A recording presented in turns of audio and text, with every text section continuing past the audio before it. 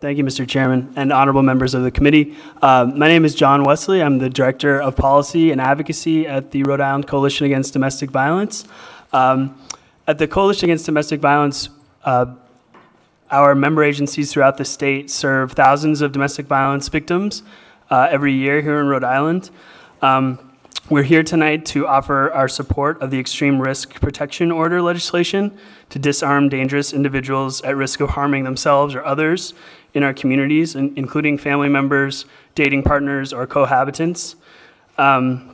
We're also supportive of other gun safety measures that the House has introduced, including the assault weapons ban and the Safe Schools Act and the high capacity magazines prohibition. But with regard to the extreme risk order legislation, we know that access to a firearm it can be deadly, especially for victims of domestic violence. For women in abusive relationships, they are 5 times more likely to be murdered by their partners if that partner has access to a firearm. The risk to other people that are close to the domestic violence victim also increases with access to a firearm.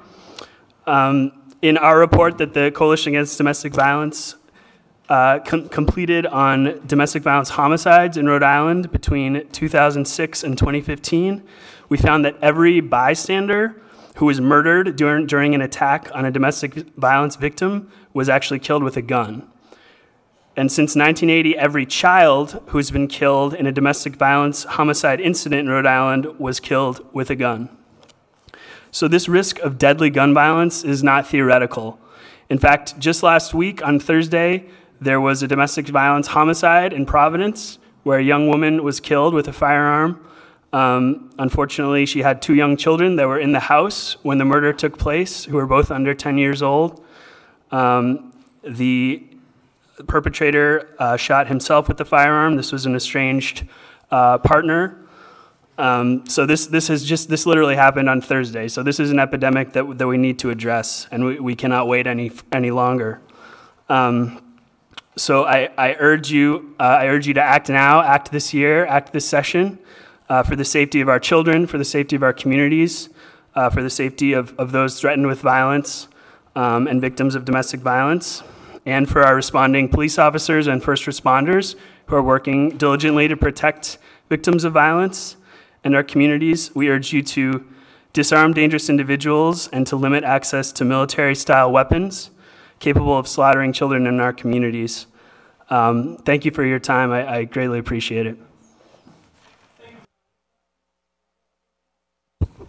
So you gave many scenarios that I feel are already covered by existing law, the domestic abuse prevention law we passed last year. What concerns are not being addressed by that law? A lot of the scenarios you went over, I think, are already covered in terms of domestic abuse. So I just want to understand your perspective.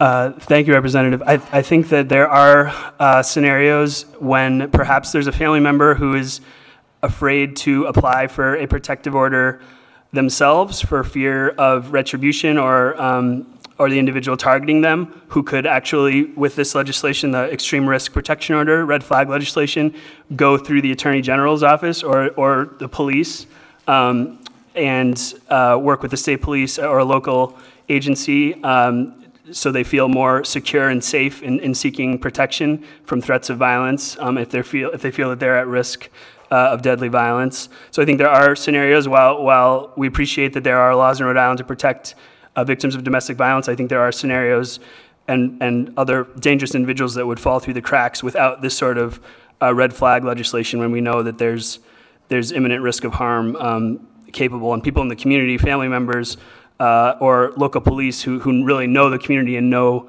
where the threats are and where the risks are can respond appropriately.